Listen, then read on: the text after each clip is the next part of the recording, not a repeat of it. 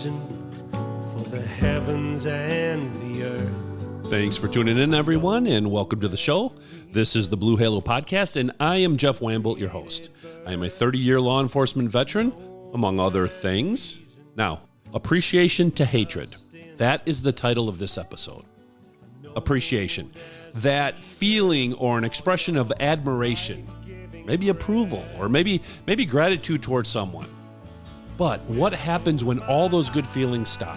Because what you were expecting also stops or doesn't happen at all. Can it lead to hatred? We'll discuss this on today's show. Also, have you ever heard of the theory known as the Tytler Cycle? Probably not, but you will today. But you all have heard of something called the welfare state. All of these go hand in hand. And trust me, the outcome is not good in the long run. So we need to stop it before it gets too far. And by we, I mean society, all of us. But before we work on fixing the ills of society, God is good all the time. Speaking of good and goodness, before we get into today's topic, I have to tell you about some police officers from Warren, Michigan, Daniel Rose and David Chapman. They put their own personal safety aside and saved a young boy after he was electrocuted by a hanging power line. Now, this was brought to my attention because the officers who saved the young boy were given Valor Awards recently for their heroism. Here's what happened. First, the incident happened last year. Okay. Now, when the officers arrived on scene, they approached, but they were very cautious. They were hesitant. They were hesitant at first to retrieve the boy because the wire was down. It was on the ground, and they could have been electrocuted as well. Now, one officer, and this incident can be found on YouTube, by the way, but one officer can be heard on camera saying, "He's still alive. He's still alive." They could see him breathing. Once they knew this person was alive, they crossed the caution tape and they dragged the boy to safety. And then, to save time, they transported him to the hospital themselves. They took him in the police car instead of waiting for an ambulance. Now, if you watch the body cam footage, you'll see nothing but compassion coming from these officers. And as the boy regained consciousness, they held him. They consoled him. And he was in a lot of pain. But regarding the actions of the officers, I think Daniel Rose said it best when he was interviewed. He said, and I'm paraphrasing here, okay? He said, police work isn't only about writing tickets. It's not just about dealing with actual crimes. It's about serving the public and making sure people are safe. He said, this type of incident happens every day. And it's the type of incident that the average person doesn't even know about.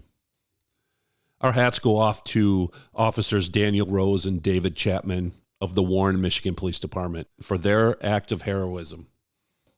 Please, if you know of a first responder story like this one, please send it to me at bluehalopodcast@gmail.com. Okay? I'll share it on the show. All right, let's move on. I started the show by talking about the episode title, Appreciation to Hatred.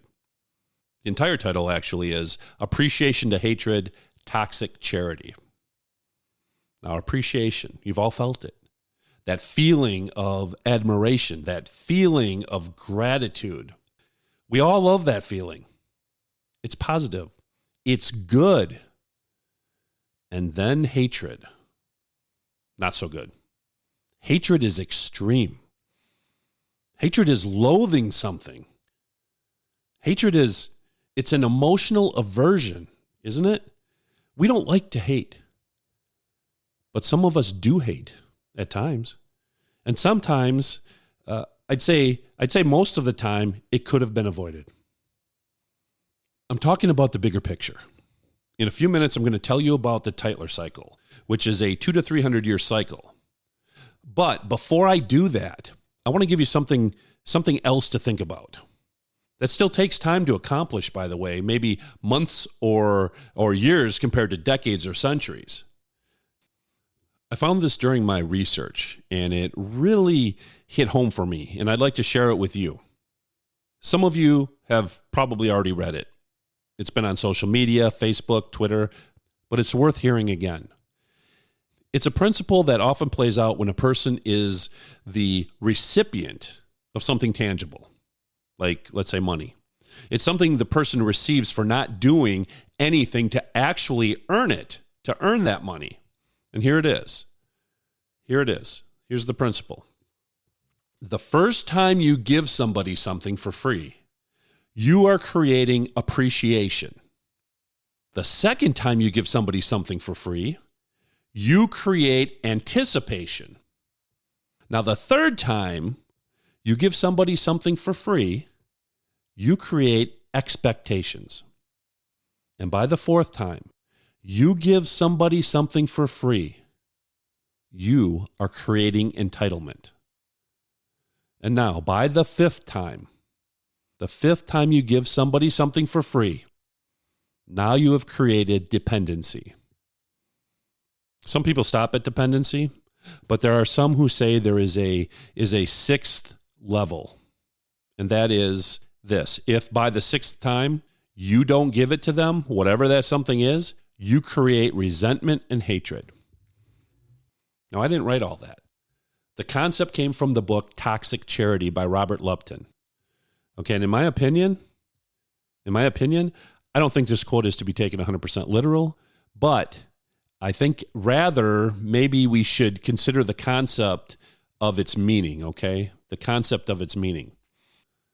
In a nutshell, and I want to move on to the Tytler Cycle, but in a nutshell, Robert Lupton was an advocate, and he worked in Atlanta in neighborhoods trying to make a difference.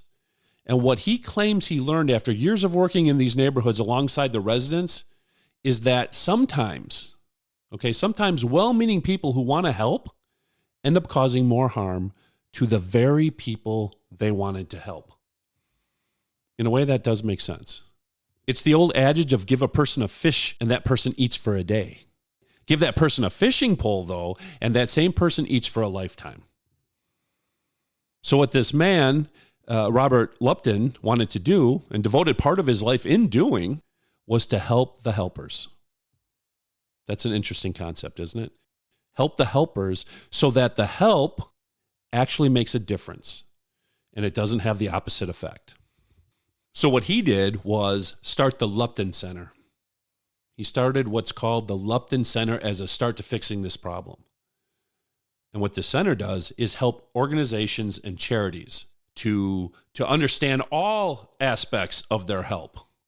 And let's say those things that are hidden and aren't so easily seen that might prevent real positive change from taking place for whoever they're trying to help. You know, the unintended consequences. Think about this. Here's an example. A simple food pantry. A food pantry is a good thing, right? It's good. But does it really solve the problem of food insecurity? Does it solve that problem for the people that use that pantry? No, not really. Or what about a toy drive? Yeah, kids get toys. They're happy for a little while. But does that toy drive address the problems economically? The reality that some families can't afford toys? No, it doesn't. Don't get me wrong, I'm not a Scrooge. I say toy drives have a place. Some enjoyment is better than none at all. But if we want to cure, okay, it's keyword, cure, and not just put a Band-Aid on the problems, we had better look to a different solution too. Because, and I think this is very prevalent in many parts of the United States, what Robert Lupton coins toxic charity can be very disempowering or demoralizing, in fact, for the people receiving the charity. And in the long run, can end up harming, right? It can end up hurting more than helping those people that are supposed to benefit. I've seen this firsthand, trust me. I've shown up at different shelters over the years, and I've played Santa Claus for children there, and I've seen this exact thing firsthand. The kids love the gifts that Santa brings. But talk about a kick to the gut. And I'm not kidding. Looking at the parents' faces, they were embarrassed. They were embarrassed, or some of them were. And here's why. And I get it. There's a difference in status, or at least maybe a perceived status. And sometimes it's not perceived. It's not. No, sometimes the people giving are condescending. Sometimes they are. And sometimes those parents feel the way they do because they're embarrassed. So what's meant to actually help divides us further. So what does all this mean? Does it mean I stop playing Santa Claus? No way. No. Do I do some things differently? Of course, yes. You better believe it. Folks, society is crumbling around the edges like an old pie crust. We're missing something. We're missing something within the system. It needs to be set up so that those who can help themselves, right? And those who can't get the help they need from the rest of us. But what we don't want to do is set up a system that creates a bunch of couch potatoes. People need to be productive, don't they? Not only for their own well-being, but for the well-being of a society. Don't you think? Now, this is just my opinion, but I think we're going in the opposite direction. Discipline is needed. Discipline. But the right kind of discipline. The good kind. The kind that leads to prosperity and strong values. Discipline creates habits. And habits make routines. And routines become who a person is on a daily basis. But we're slipping ever so slowly, aren't we? Are we becoming a nanny state? Maybe that's what the people want. It seems like we're going that way. Is it just me? Do you feel it? Do you feel it, or is it just me? Do you think we're heading for a cradle to grave type of society? A society where the citizens are catered to and provided for by the government from the time they're born until their death? And if we are, will it work? Will it work? Can we survive as a society? I'm not sure we can. I don't want to be pessimistic, but I'm not sure we can. And this brings me to the Tytler Cycle. The Tytler Cycle is a theory. It's a theory attributed to a man named Alexander Tytler. And he lived in the 1700s in Scotland. In fact, he was a Scottish judge, and he was also a historian. He was a prominent person in his society. He was well educated, and he said this, and this is a quote. Here it is. A democracy cannot exist as a permanent form of government. It can only exist until the majority discovers it can vote itself largest out of the public treasury. Let me say it again. This is scary. If he's right, this is not good. A democracy, or in our case, a democratic republic, okay, that's what we are, cannot exist as a permanent form of government. It can only exist until the majority, meaning the voters or those who do vote, can only exist until that majority discovers it can vote itself largest. And largest is basically free stuff. So once the majority of the voting citizens discover they can vote themselves free stuff through who they elect to represent them, democracy dies. Or in our case, the case of the United States, the democratic republic dies and gets replaced with another form of government, like a dictator or socialism or something else. Alexander Tytler might have been onto something. If you look at the United States, we seem to fit perfectly into this cycle. And sadly, we're about 80, maybe 85% into it. If we don't figure things out soon, we may reach the end, which is really back to the beginning because it's a cycle. It's a circle. I find this theory to be not only a bit frightening, I'll say, but also fascinating, partly because it explains why other democracies have failed throughout history. You see, allegedly, when Tytler came up with this theory, he wasn't speaking about the United States. Not even close. It was 1787 or somewhere thereabouts.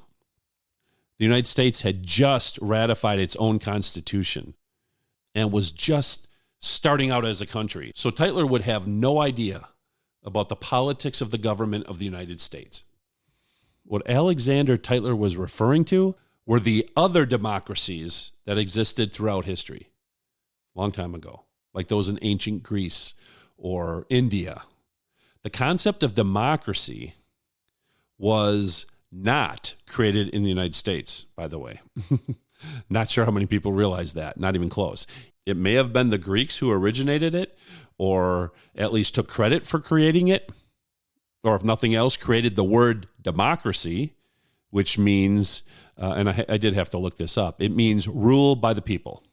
It means rule by the people. I love this form of government. I truly do. Rule by the people. I love it. I love the concept. I think when its true intent is applied, there's nothing better. There's no better form of government. But sadly, sins like greed get in the way, don't they? And can destroy even the best systems. So here's the deal. Let me get to the cycle, okay, the Tytler cycle. There's 8 phases to this cycle. I'm going to run through them quickly just to give an overview, and then I want to apply them to the United States to make that connection for you. You're going to find this fascinating. So here goes. First, a society starts out in bondage. This means the government of that society is some type of dictatorship or monarchy. There's no freedom, or there's very limited freedom. So in this phase, the people of that society feel the pain inflicted upon them by their government. And that pain is so bad that they will turn to religion to help them cope. Now, that's the key part of this phase. They turn to religion to help them cope. And they do this in very large numbers. They turn to God. Now, in general, that's a good thing, right? So in phase 3, because the people have faith in God, they develop the courage to make a move. And it's a move against the tyrannical government. And I like this too. They now fight and they win their freedom. Yes. After achieving the freedom they fought for. And some died for. Let's keep that in mind, okay, as we go through the cycle to the end of this cycle. So after achieving their freedom, the people now become somewhat materialistic. And they start acquiring material things. So now you can probably see where this is going. That was phase 4, acquiring material things. And that all by itself is not bad. We all like to have nice things, and that's fine. But now we start heading to the other side of the cycle. Let's call it the bad side, okay? So phase 5, this is when the people start to become a little selfish, and they become a little lazy. Some more than others, of course, but and it's from all the abundance they worked for in phase 4, and from the fighting and dying in phase 3, and so on, back up the cycle. Now, keep in mind, it takes generations to get through the cycle. So the people that fought and who died in phase 3, many of the survivors may not have gotten to enjoy the benefits of phase 4. They build upon each other. I think you get the idea. This is a slow process that takes about 200 years, maybe longer. So now, the next phase is phase 6. The citizens become apathetic. They're even more lazy. They're even more selfish as a whole, and they lose interest in what's going on around them. They're not concerned how the government is operating because, and let's face it, they're getting theirs, right? They're getting their stuff. They're getting the free stuff. They're getting the stuff from the government with the right hand, so they don't pay attention to what the government is doing with its left hand. As long as I get mine, right? That's the attitude. Now it gets even worse in phase 7.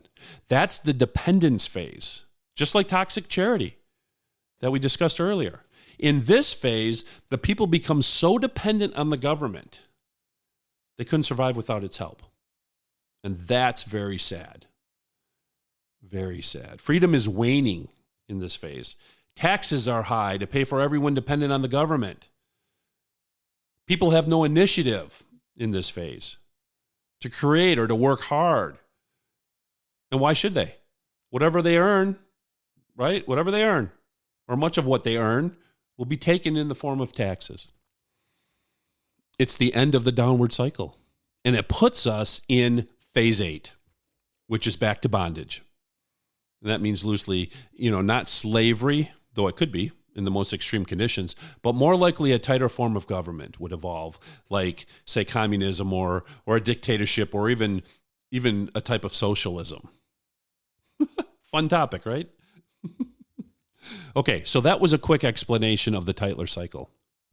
What I really want to get to is how the cycle applies specifically to the United States. And we will, right after this. MusicCenterInc.com, nationwide, worldwide. Since 1945, Music Center Inc. has carried the essentials for what you want for your sound and music needs. Guitars, amps, percussion, DJ lighting, and more. We lean on the team at MusicCenterInc.com for all our professional podcast needs. Visit MusicCenterInc.com's impressive product selection and old school, helpful, and friendly service today. Communicating with your children isn't always easy, especially on an emotional level. Until now. Pillow Thoughts is a journal approach of communicating between an adult and a child. So if you've ever had trouble communicating with your child, know that you are not alone. Many parents have the same concern, and there is a solution. Pillow Thoughts. Maybe you want to express to them just how special they are, or maybe they would like to express themselves to you. Let Pillow Thoughts provide the means of communication. Just place the Pillow Thoughts journal under their pillow when you have something to share with them, and they will do the same. It's a loving, private way to communicate with your children that takes away any pressure and stress, for the both of you. To learn more, go to www.pillow-thoughts.com. Don't wait. Writing is good therapy, and it just might make your relationship with your child stronger than ever. Go to www.pillow-thoughts.com and learn how you can get your copy today. Don't miss those special thoughts you and your children can share together. Pillow Thoughts says, I love you.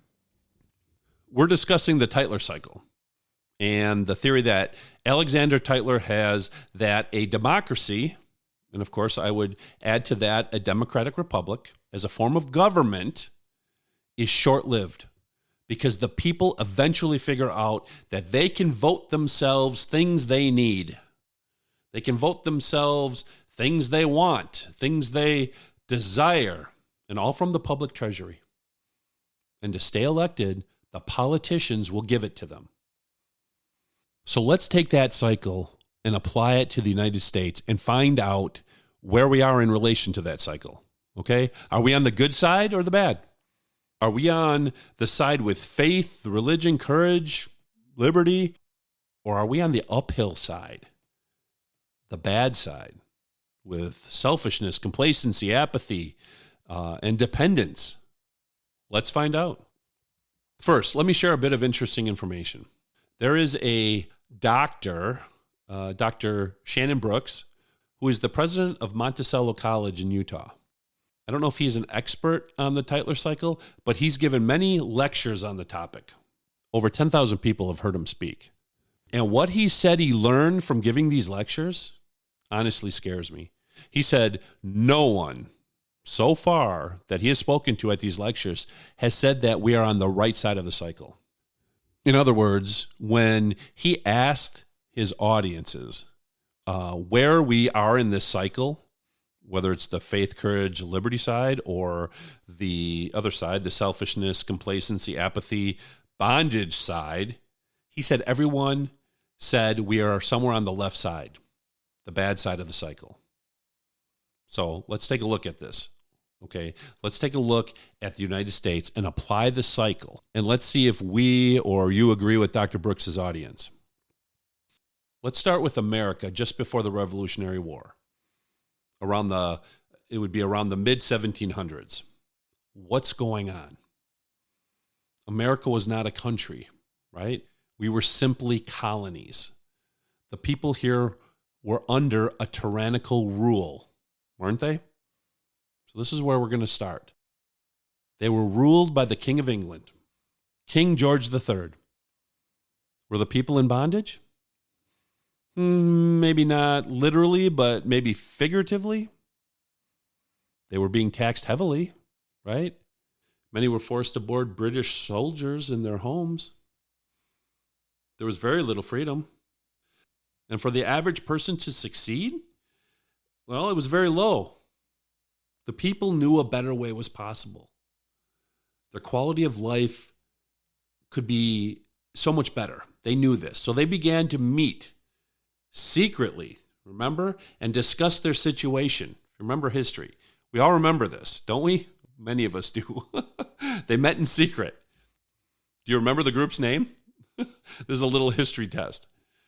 There may have been more groups like this, but the most popular is known as the Sons of Liberty. Do you remember that? So they met in secret to get organized, especially in cities like Boston. Now, this is where the next phase of the cycle comes in, the spiritual faith phase. Colonists, for the most part, knew they were simple people, but they also knew they had God-given rights, and that these God-given rights were being infringed upon. Let's keep in mind also, okay, that during the colonial times in America, people were very religious. Remember why those settlers fled Europe in the first place. Okay, back to our history lesson.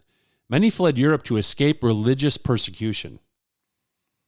They faced the dangers, especially traveling by boat across the Atlantic. But they faced many dangers to have the ability to worship however they chose. Regardless of your religion or denomination, whether it was Puritan, Quaker, Lutheran, whatever it was, back then, and hopefully today, but back then, people prayed daily, and God played a key role in everyone's life. And it didn't matter if your life was good or bad, and that's because the belief was our lives were predestined according to God's plan. So what this means is, in those very dark times, those dark days of British rule, okay, prayer was all the people had. Prayer helped them have hope. And in many cases, it gave them motivation to make a change to better their lives. This prayer that they had, or way of thinking, provided the courage to do what was needed to free themselves from the tyranny. And let me remind you this, we are specifically discussing the Tytler Cycle as it relates to the United States right now. So we're in the courage phase. And to continue down the timeline, as the 1770s began, the colonists started to grow weary, right? They were sick and tired of the taxation and all the regulations being forced upon them by the king, right? So what did they do? Now remember, we're in the courage phase. So as you might expect and know from history, they took to the streets. They protested and sometimes even physically fought the soldiers in the streets. All this courage led to the writing of the Declaration of Independence, and it led to the Revolutionary War victory.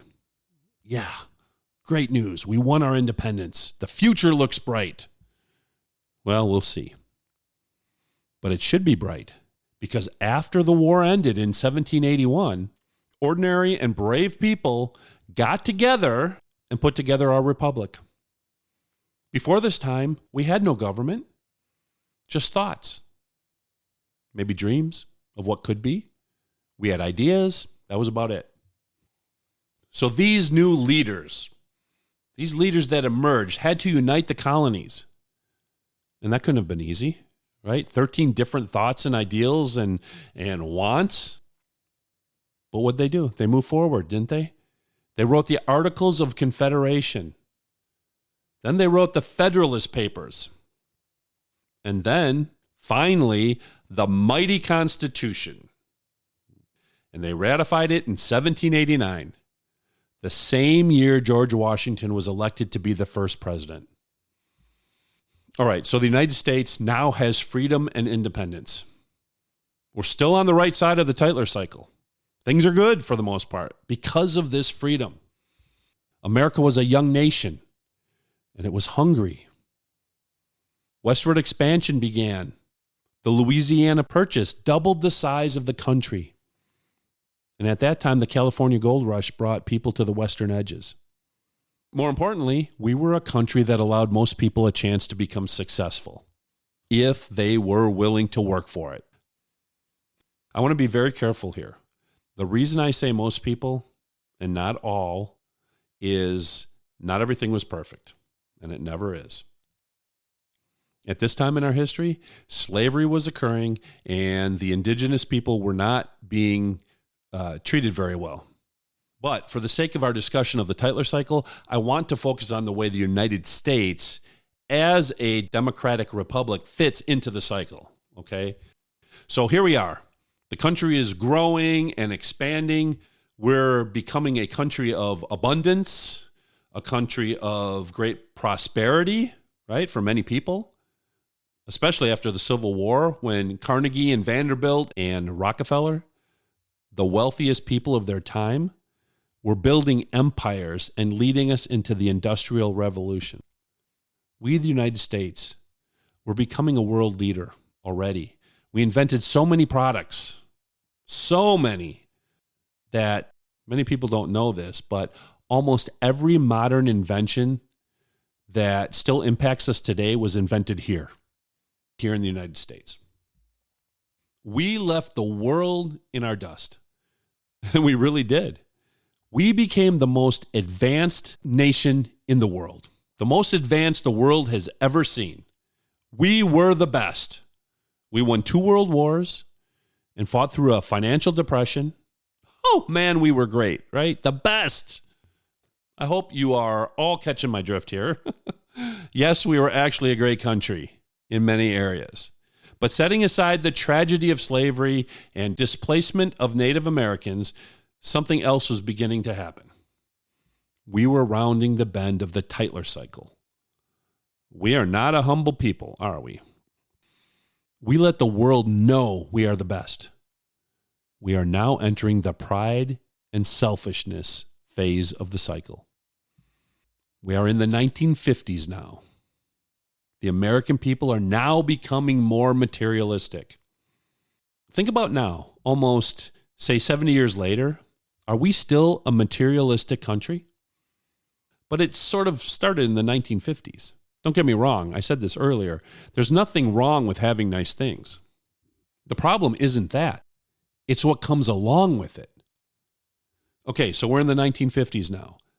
Suburbs are becoming a place to live, not just cities or urban areas. Keeping up with the Joneses is truer than ever. And here's the big one, the biggest problem. Please listen carefully now, okay?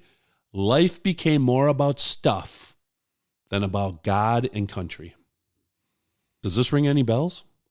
Through the 1960s and 70s and 1980s, and even today, we became a huge consumer country. We need the newest cars, big houses, all the toys, gadgets, whatever, right? We were still a world leader, though, in industry, in innovation back then, still are, but we were starting to lose sight of what was truly important. Please remember, this is just a general concept I'm laying out here. Not everyone specifically fits into this concept. And I'm not even saying I'm correct in this view I'm sharing. I think I am. I worry that if things don't change soon, we'll be back in the bondage phase. But let me continue and wrap this up. So like I said, after World War II and into the 1950s and 60s and so on, right, we started losing sight of what was important. And maybe as a nation forgot what got us here in the first place. The virtues that allowed us to get where we are, that allowed us to live with the freedoms we have, the material things we have, the quality of life we have. I believe it's at this point in the Tytler cycle that the United States is in right now. I'm talking about the apathy complacency phase.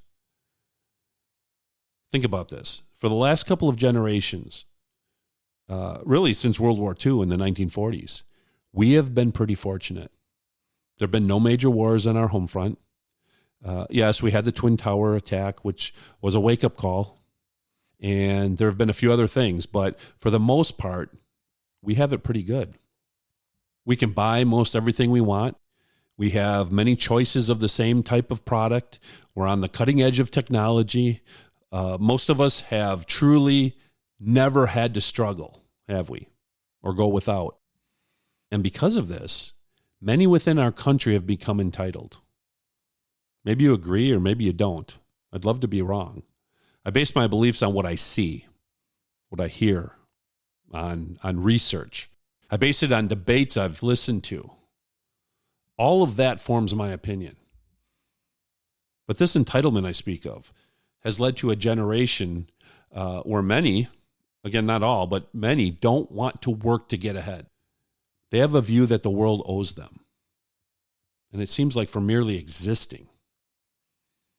We have labor issues because of this and very large numbers of people living off the government. But we did this to ourselves, didn't we? That's what Alexander Tytler was saying. It's easier to live off the government than to work hard and provide for yourself. And this is why what can happen next is our American Democratic Republic can slip back into bondage, which would complete the cycle. We're not there yet. We're not in the bondage phase yet. I think we have several years, but they'll go by fast. But we can still turn things around. We can. If we go back to things like humility and especially faith. Do I think it will happen? Do I think we'll turn things around? I'm a realist. My answer is no. I don't think so. But I can hope and I can pray and I can do my part. And so can you. And if we do, maybe we can prove Alexander Tytler wrong. I hope you enjoyed this episode, folks. I hope it made you think. I hope it made you want to get involved and make some positive change. Please send me an email. I want to hear from you about this episode or past episodes, or maybe something you'd be interested in for a future episode. Or send me a story. Anything works. Okay? My email is bluehalopodcast@gmail.com. bluehalopodcast@gmail.com. Work hard, everyone. Talk to you soon.